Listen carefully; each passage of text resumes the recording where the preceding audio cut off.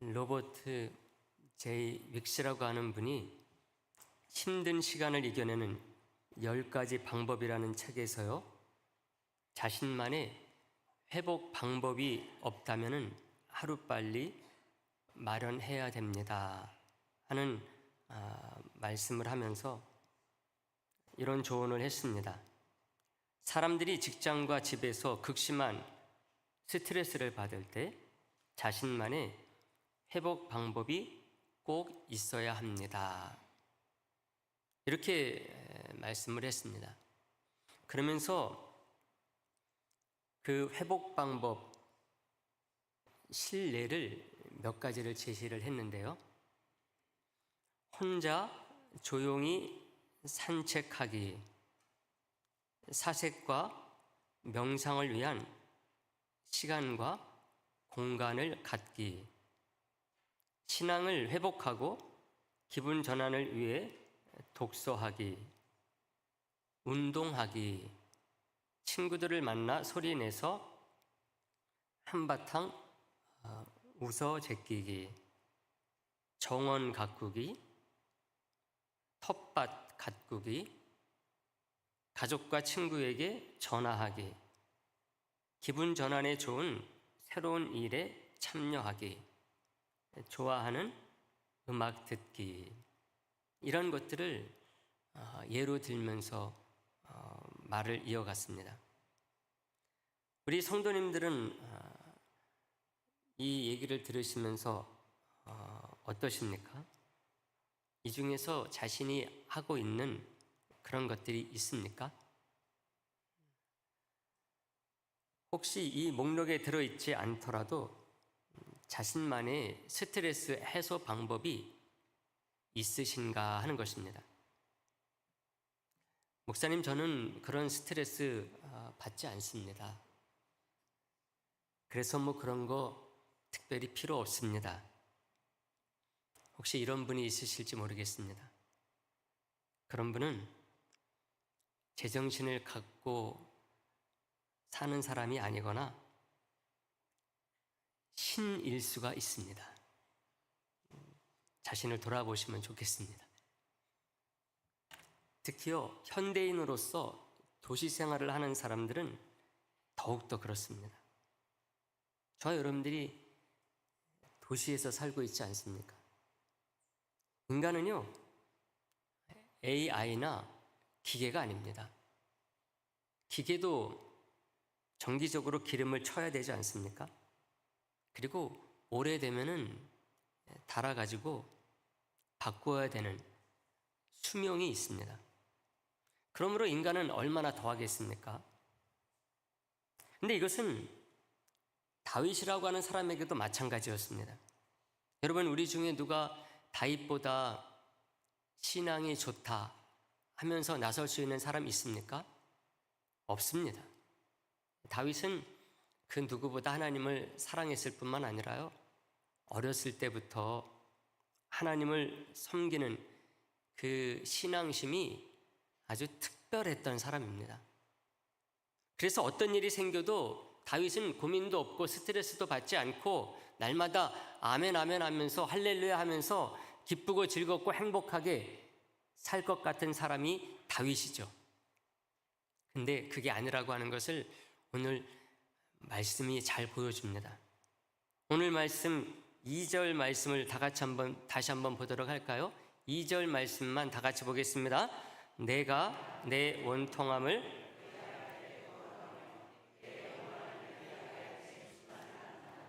아멘. 원통함과 우환을 호소하고 있죠. 여기서 말하는 원통함과 우환이 뭐냐? 이것을 표제를 통해서 우리가 조금 추측할 수가 있습니다. 오늘 시편 142편 1절 그 위에 보게 되면은 제목처럼 표제가 나와 있는데요. 뭐라고 되어 있습니까? 다윗이 어디에 있을 때에? 굴에 있을 때에 지은 마스길 기도다, 이렇게 얘기를 하고 있습니다.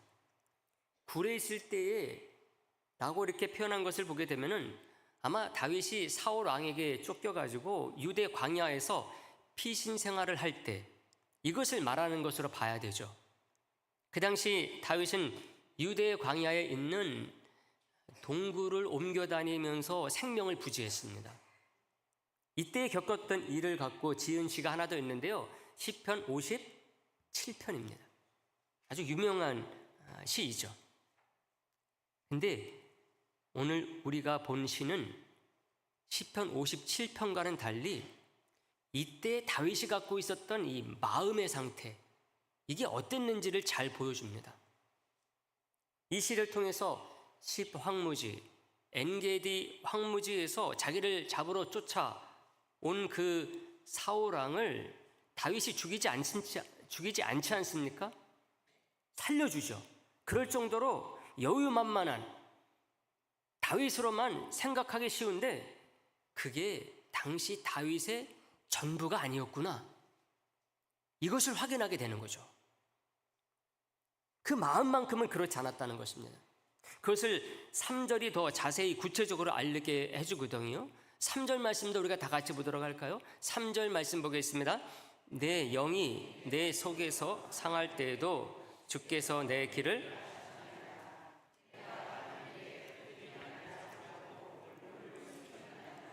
아멘. 내 영이 내 속에서 상할 때에도, 오늘 제목 말씀이 뭡니까? 내 영이 상할 때에 라는 이 제목인데요. 오늘 제목 말씀이 바로 요 구절, 요 표현에서 나왔습니다. 다윗도 뭐를 호소하느냐? 자신의 마음의 상처와 고통을 호소하고 있죠.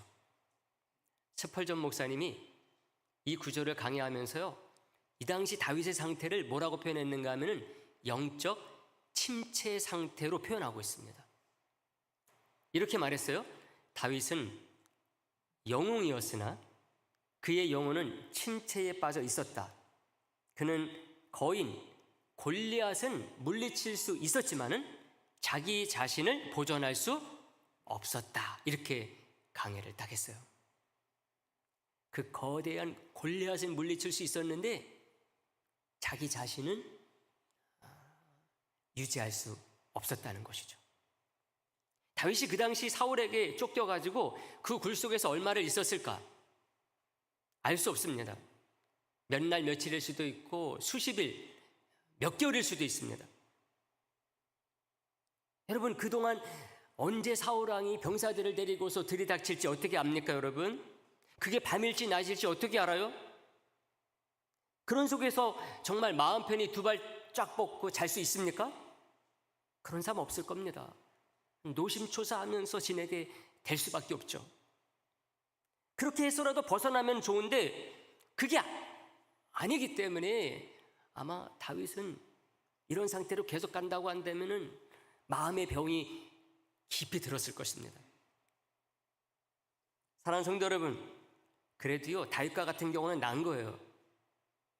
스스로 그 상황과 여건이 어떤지를 알기 때문에 그에 대한 마음가짐도 다르게 가질 수 있기 때문에 그렇습니다. 근데 저와 여러분들과 같이 도시에서 사는 현대인은 다르다니까요. 굴속인데 굴속 같지 않은 도시 속에서 살기 때문에 그렇습니다. 네온 사인 화려한 도시를 누가 굴속이라고 생각하겠습니까? 그럴 사람 없어요. 너도 나도 할 것 없이 전부 다 활기차게 일상생활을 살고 있는 것처럼 보이기 때문에 다 괜찮은 줄 압니다. 만난 거 먹고 싶으면 가서 만난 거 사 먹고, 가고 싶은 곳 있으면 가고,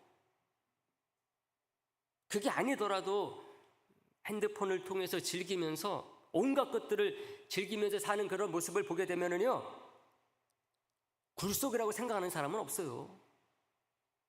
겉으로 보면 모두가 잘 먹고 잘 살고 자기 일을 하면서 잘 지내는 것으로 보이기 때문에요, 내 자신이 지금 어떤 상태냐, 이걸 모르고 그냥 살기가 쉽습니다. 여러분, 요즘은 시골이 따로 없어요. 시골 가면 괜찮겠지. 아니에요. 현대인의 도시성을 시골에서도 피할 수가 없습니다. 사람들은 이런 도시에서 살면은 뭔가 수혜를 받고 사는 것처럼 생각하지만은요, 절대로 그렇지 않아요. 수혜자가 아니라 희생자로 사는 부분들이 얼마나 많은지 모릅니다. 여러분, 다윗이 언제 밧세바를 범하는 범죄를 합니까? 광야에서 쫓겨다닐 때가 아니에요. 왕이 돼가지고요, 예루살렘이라고 하는 이스라엘의 수도, 도시 예루살렘 성에서 살 때 그 범죄를 저질렀어요. 영적으로 황폐해 있었던 것이죠. 예루살렘이라는 도시가 그렇게 만들어버린다니까요. 사랑하는 성도 여러분, 제가 여러 번 강조했듯이 원래 도시의 시작은 성경적으로 보면은 불신앙적인 것으로부터 시작이 됐습니다. 아벨이 아니라 가인의 후손이 하나님과 멀어지면서 세워가지고 살기 시작한 곳이 어디냐? 도시입니다. 이것에 대해서 자크 엘렐이 도시의 의미라고 하는 책에서요 잘 설명해놨어요. 인격의학의 창시자이면서 기독교 심리학자 폴 트루니에가 똑같은 의미에서 이런 말을 했습니다. 현대의 개인주의 심화로 인하여 공동체보다는 개인으로 존재하는 현대인은 도시와 대기업 속에 묻혀버린다, 이런 말을 했습니다. 도시와 대기업 속에 묻혀 사는 게 현대인이다. 언뜻 이해가 안 되는 분이 있을지 모르겠습니다. 이때 도시인들이 갖게 되는 고독감은요, 인생에 실패한 사람이나 예민한 사람, 신경 과민인 사람들만 그 증세를 갖고 있다고 할 수 없다. 지도자나 엘리트들도 똑같이 해당된다. 이렇게 딱 말을 했어요. 이 말이 무슨 말입니까? 저와 여러분들과 같은 평범한 그런 사회인 직장인들도 더 말할 것도 없다는 것입니다. 그래서 이분이 거기에는 누구도 해당되느냐? 목사 같은 성직자도 예외가 아니다, 이렇게 말했어요. 그래서 이렇게 말했어요. 내가 알고 있던 어떤 목사는, 이분이 그런 상담도 많이 했기 때문에 많은 사람들이 상담을 하러 오니까 이것을 알고 있는 거죠.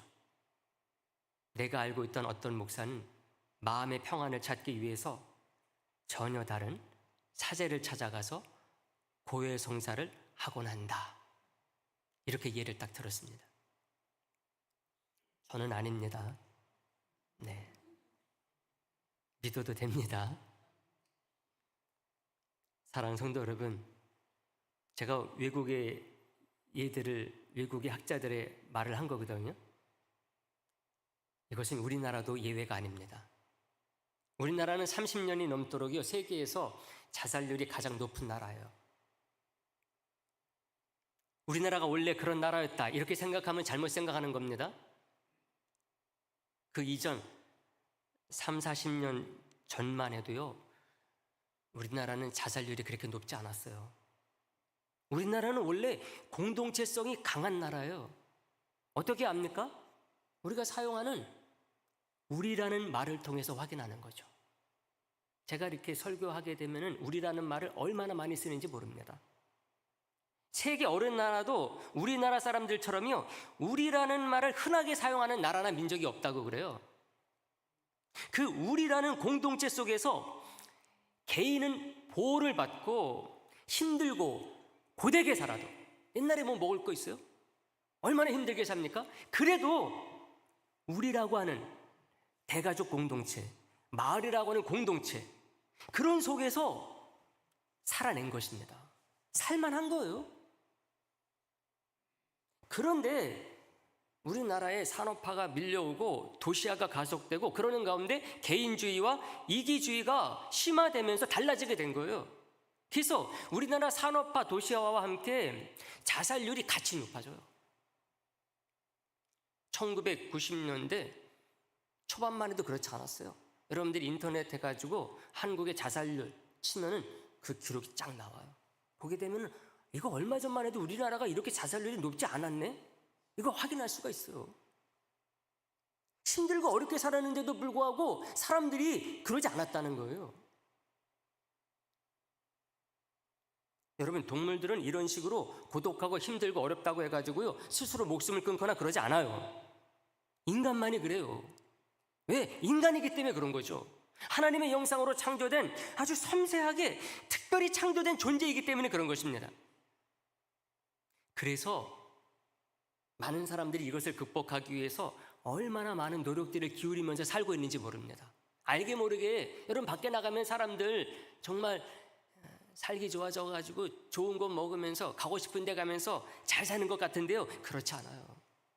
자기들이 살아보니까 여러 가지 힘든 일들이 내면 속에 자꾸만 일어나니까 이거 극복하기 위해서 많은 사람들이 열심히 노력하고 있어요. 우리나라가 이제는 무신론자가 60%가 넘었다고 그래요. 세계에서 이런 나라가 없답니다. 아무리 세계에 신을 믿지 않는 그런 나라라 할지라도요, 나는 무신론자야, 그런 사람들이 이렇게 많지 않다고 그래요. 근데 우리나라는 60%를 넘었다는 거예요. 이렇게 계속해서 무신론자가 폭발적으로 늘어나고 있는데, 이상한 게 하나 있는데, 그게 뭔가 하면은 템플스테이를 다녀간 사람들이 이것이 생긴 이후로 600만 명이 넘었다는 거예요. 2021년 1월 24일자 법보신문에 의하면요, 2002년 한일 월드컵을 계기로 해서 절에서 명상 프로그램으로 템플스테이를 시작을 했는데, 그 이후로 600여만 명이 여기에 참석을 했다는 것입니다. 근데 아이러니하게도요, 이 기간 동안에 불교 신자가 300만 명이 줄었다는 거예요. 서울대학교 종교학과 성혜영 교수가 이렇게 분석을 했어요. 이상하지 않습니까? 600여만 명이 템플스테이에 참여했는데 그 기간 동안에 불교 신자는 300만 명이 줄어가지고 또 많은 사람들이 무신론자가 된 거겠죠. 이게 뭡니까? 우리나라 사람들이 점점 종교는 안 가는 무신론자가 되려고 하는 것 같지만 그 안에 있는 현대인의 어떤 정신적인, 영적인 그 압박감, 공허감을 메울 길이 없어가지고 방황하고 있다는 거죠. 그거 해결하고 해소하려고 막 찾아다닌다는 거예요. 종교를 안 갖는다고 해가지고 종교성 자체가 없어지는 것이 아니라는 것을 이것이 증명하는 것입니다. 이게 오늘날 우리나라 사람들의 정신 건강의 현주소라고 할 수가 있습니다. 사랑하는 성도 여러분, 그러면은 여러분들은 어떻습니까? 여기 앉아있는 저와 여러분, 나 자신은 어떠냐 하는 것입니다. 지금까지 세상 사람들에 대해서 얘기했는데 내가 예수 믿으니까 나는 다르자. 그래서 묻는 거예요. 여러분들은 어떻습니까? 신앙이니까 그냥 참으면서 억누르면서 좋은 척, 기쁜 척, 행복한 척 그러면서 삽니까? 그래야 되니까 내가 그래도 집사인데, 내가 안주 집사고 권사고 장로인데, 목사인데 달라야지, 다른 척하면서 삽니까? 여러분들에게만은 그런 도시성이 침범하지 못합니까? 아니면 앞에서 말씀드린 나름대로 힘들고 스트레스 받을 때에 이겨내기 위해서 10가지 그런 예들, 그 외에도 다른 것들을 실천하면서 이런 것들을 완화시키려고 하면서 살고 있습니까? 아니면은 그냥 방치하면서 그냥 흐르는 대로 살아가는 거지, 이렇게 살고 있습니까? 만약에 여러분들이 그런 노력 없이 그냥 버티고만 있다 그렇다고 한다면은 그것은 바람직하지도 않고 지혜롭지도 않아요. 근데 중요한 것은요, 아무리 이 시대 사람들이 이런 노력을 열심히 하면서 살아간다 할지라도 이게 현대인을 건강하고 건전하게 만들 수는 없다는 것입니다. 왜요? 진짜 인간에게서 중요한 그 영적인 부분을 이런 것들이 건드려주지 못하기 때문에 그런 것입니다. 인간은 정신적인 존재일 뿐만 아니라 영적인 존재이기 때문에 그래요. 게다가 아담으로 말미암아 인류 안에 들어온 이 죄, 그리고 그 죄성, 이것은 이런 인간적인 노력 정도로는 잘 살 수 있도록 내버려 두지 않습니다. 여러분, 아담의 그 죄의 치료는 세상의 다른 것으로는 근본적인 치료가 되지 않아요. 오직 주님에게만 가져가야지만이 됩니다. 하나님에게만 그 치료책이 있어요. 대책이 나옵니다. 그래서 출애굽기서 15장 26절에서 하나님은 모세의 입을 통해서 이렇게 말해요. 나는 너희를 치료하는 여호와다, 이렇게 말합니다. 내가 그것을 치료하는 여호와야, 이렇게 딱 말하고 있습니다.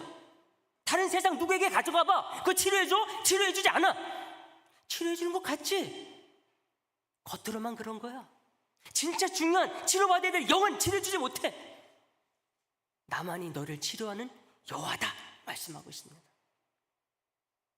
그래서 오늘 본문의 다윗이 저와 여러분들에게 교훈이 되는 것입니다. 4절 말씀 우리가 보도록 할까요? 4절 말씀 다 같이 보도록 하겠습니다. 다 같이 보겠습니다. 오른쪽을 살펴보소서. 나를 아는 이도 없고. 아멘. 이 말씀 보세요. 오른쪽을 살펴보소서. 왼쪽은 왜 살펴보지 않나? 위도 있고 아래도 있는데 오른쪽은 대표성을 띱니다. 여기에 아는 이가 없다고 한다면은 아는 사람이 하나도 없다는 얘기예요. 오른쪽을 살펴보소. 나를 아는 이도 없고 나의 피난처도 없고 내 영혼을 돌보는 이도 없나이다. 정말 다윗은 이때 아무 데도 의지할 데가 없었던 것 같아요. 힘든데, 스트레스가 너무나 심한데, 죽을 것 같은데 의지할 데가 아무도 없었던 것 같아요. 사방이 다 막혀 있었어요. 외로움과 고독감과 두려움이 다윗을 압박하고 있었습니다. 이런 압박감을 완화시켜줄 그 어떤 다른 것을 찾을 수가 없었어요. 근데 다윗이 어떻게 이겨냈을까? 5절 말씀에 이렇게 말해요. 여호와여, 내가 주께 부르짖어 말하기를 주는 나의 피난처시요 살아있는 사람들의 땅에서 나의 분깃이시라 하였나이다. 할렐루야. 다윗의 모든 힘과 삶의 에너지의 원천이 어디에 있는지를 너무나 잘 보여주는 신앙 고백이 담겨져 있는 말씀입니다. 주는 나의 피난처십니다 말하고 있어요. 특히 그 다음에 나오는 살아있는 사람들의 땅에서 나온 분깃이라는 표현입니다. 이 세상 많은 사람들 속에 살아가지만은 그 속에서 진정한 힘과 능력과 피난처는 우리 하나님이시고 우리 주님이심을 고백하고 있습니다. 주위에 사람들이 있고 여러 가지 발전된 것들이 있지만은 그렇지 않다는 거예요. 거기에 진정한 피난처가 있지 않다는 것입니다. 나의 분깃이요 나의 기업이신 오직 주님께만, 하나님에게만 있음을 고백하고 있어요. 사랑하는 성도 여러분, 많은 사람들이 그냥 잘 살고 있는 것 같죠? 신앙생활하는 사람들도 저 사람들은 나와 비슷하게 신앙생활하고 있는 것 같아, 이런 것 같죠? 근데 그렇지 않아요. 그런 것들이 기도와 말씀과 예배와 섬김 이런 것들 속에 잘 스며들어 있습니다. 자세히 보세요. 누가 어떻게 신앙생활을 하고 있는지. 똑같이 우리가 나와서 대예배 드리는 것 같고 똑같이 나와서 기도에 참석하는 것 같고 똑같이 말씀 부르는 것 같지만은 다 똑같은 게 아닙니다. 여러분, 하나님을 대강 사정이 되는 만큼 되는 대로, 그러면은 우리 하나님도 그만큼인 것입니다. 그 정도만 신앙의 도움을 받는 거예요. 근데 다윗처럼 나가게 되면 다르게 되어 있어요. 다윗이 어떻게 나가느냐? 1절에 있는 특별한 표현을 통해서 우리가 발견합니다. 1절에 이렇게 말해요. 내가 소리내어 여호와께 부르짖으며 소리내어 여호와께 간구하는도다. 다윗의 기도 생활을 보여주는 것이거든요. 저 여러분들도 기도하죠. 다윗도 기도합니다. 근데 다윗이 어떻게 기도했느냐? 특히 이 위기 가운데, 그 압박감 가운데 어떻게 기도하며 나갔느냐? 그냥 간구하고 그냥 부르짖은 게 아니에요. 시편에는 다윗이 기도했다 그럴 때에 부르짖다는 표현으로 많이 씁니다. 내가 여호와께 부르짖어, 혹은 울부짖어, 이런 표현으로 많이 써요. 근데 여기에다가 오늘 본문의 1절에는 뭐를 더 붙입니까? 소리내어.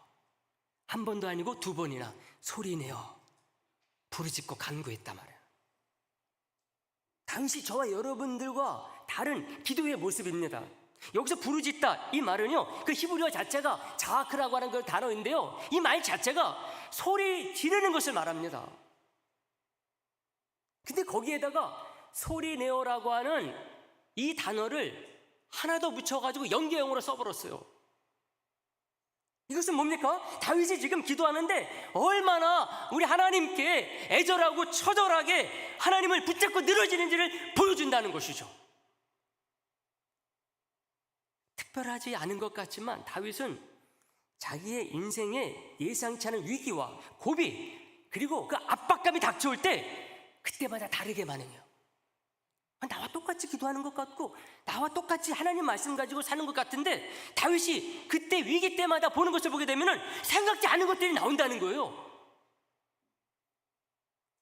다시 말하면 하나님 그냥 웬만큼 섬기다 안 되면 그만이지, 이게 아니라니까요. 다윗이요, 왕이 되고 나가지고 예루살렘 성에 법궤를 들여오거든요. 법궤가 그냥 옆 동네에 있어가지고 가져올 수 있는 게 아니었어요. 어디 가는지 몰랐어요. 근데 이게 누구만이 한 것이냐? 다윗만이 한 것입니다. 사무엘도 사울 왕도요, 이 법궤를 찾을 생각을 안 했어요. 사울 왕이 찾지 않은 것은 우리가 이해가 되죠. 사무엘도 사사가 되고 선지자가 돼가지고 이스라엘 다스리기 시작할 때에 그 법궤를 찾아다가 주의 성막에 놓을 생각을 안 했다니까요. 근데 다윗은 왕이 되고 나가지고 무엇부터 했느냐? 법궤 어디 있어? 시편에 보게 되면 그 법궤가 어디에 고이 모셔져 있었던 게 아니에요. 수풀에서 찾아다가 수소문해가지고 수십 년이 흘러가지고 어디 갔는지 몰라요. 근데 다윗이 왕이 되고 나가지고 그 법궤를 수소문해서 찾았는데 어디서 찾았느냐? 수풀에서 찾아다가 예루살렘 성에, 자기 다윗 성에 모셔놓은 것입니다. 다윗의 특별한 신앙인의 모습입니다.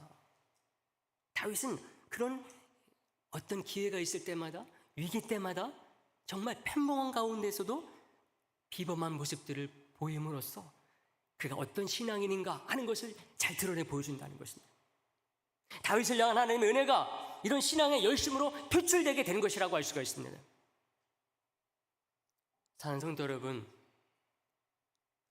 이 시대의 현대성이라고 하는 것, 도시성이라고 하는 것이 저와 여러분들에게 강하게 도전하면 도전할수록 다윗처럼 우리도 어떻게 되느냐? 더 강하게 응전해야 된다는 것입니다.